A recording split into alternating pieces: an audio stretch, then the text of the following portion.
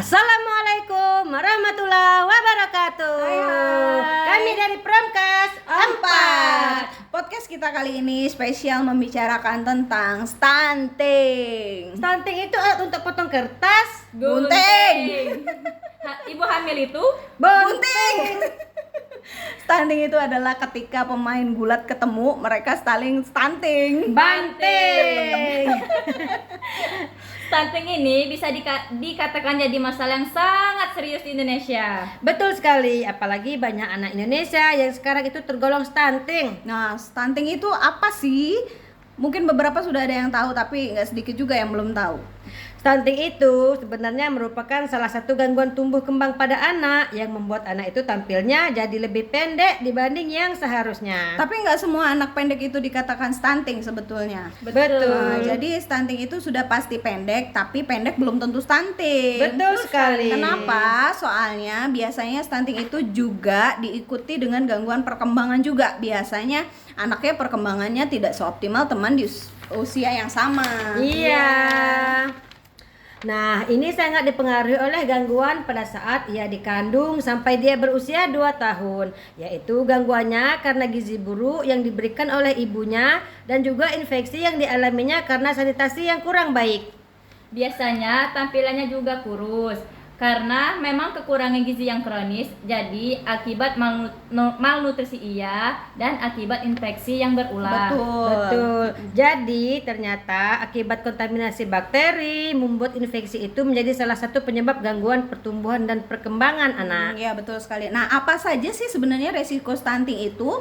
Sebenarnya resikonya yang paling kita takutkan adalah kurang berkembangnya otak dengan optimal. Nah, itu kan konsekuensi yang harus dihadapi kalau anak itu tidak terjaga gizinya dengan baik dan juga mengalami infeksi yang berulang. Karena pada anak dengan gizi buruk dan juga stunting itu kualitas dia dalam melakukan perkembangannya ke depan itu sangat menurun sehingga prestasinya di sekolah pun bisa terganggu. Terus kemudian juga yang namanya stunting ini itu bisa menurun juga ke generasi selanjutnya. Jadi bahaya sekali. Jadi kalau misalnya sudah status kekurangan gizinya dialami sekarang, bisa saja nih anaknya beresiko terhadap status kekurangan gizi lagi. Ngomong-ngomong soal gizi nih, kita kan pengen tahu nih ya, sebenarnya gizi yang disarankan untuk dikonsumsi ibu hamil dan anak kecil itu gimana sih? Apa saja sih? Kalau kita lihat kasusnya di Indonesia, ini banyak sekali yang mengidap stunting. Betul. Dan semakin meningkat. Oh ya, semakin tahun semakin meningkat ternyata angka stunting di Indonesia. Aduh, makanya jadi kita ini ingin mencegah nih.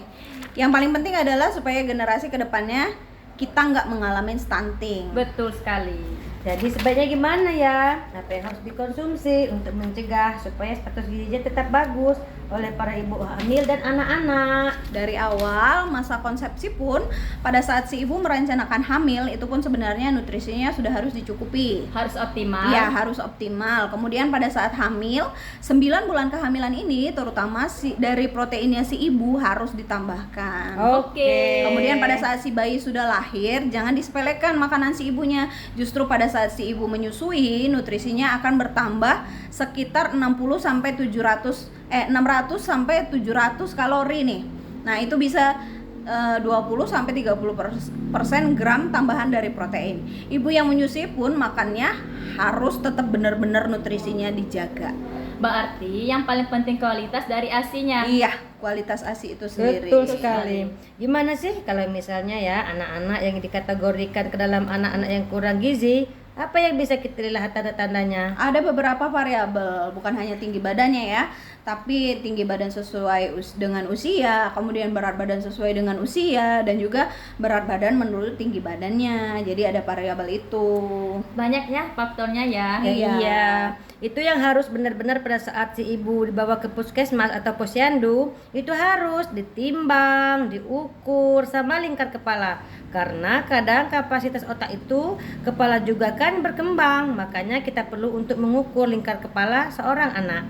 Tapi selain dari perhitungan tinggi badan dan berat badan juga pasti ada dong ciri-ciri dari anak-anak yang kurang gizi dan bahkan gizi buruk. Fisiknya ya. Bisa kita lihat dari fisiknya. Kalau memang sudah masuk ke kondisi yang gizi buruk ya, biasanya kita bisa lihat ada iga gambang, ya kan? Iya benar. Kalau kita lihat bukan hanya kurus, tapi itu tulang-tulangnya seperti sudah jelas kelihatan. Ya, kemudian ada yang jatuhnya ke perutnya buncit, buncit. tapi badannya sebenarnya kalau dihitung berat, dia berat, tapi ini ada terjadi udem atau pembengkakan.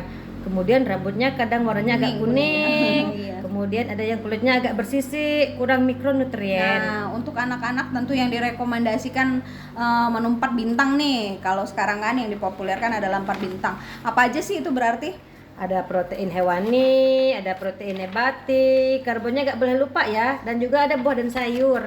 Berarti yang dikonsumsi setiap hari adalah itu. Diusahakan konsumsi 3 kali menu utama dan 2 kali snack. Baik. Dengan begitu kita upayakan supaya anak-anak dan generasi mendatangnya itu semuanya bebas stunting ya. Apalagi kalau misalnya dijaga nih daya tahan tubuhnya, kebersihan supaya nggak terkena infeksi. Betul sekali. Dari sedini mungkin Nah, ya. itulah tadi informasi seputar stunting. Semoga generasi Indonesia semuanya kedepannya bebas stunting dan juga tercipta generasi yang luar biasa. Oke, terima kasih untuk semua yang hadir hari ini. Sama-sama. Sampai ketemu lain waktu. Dah.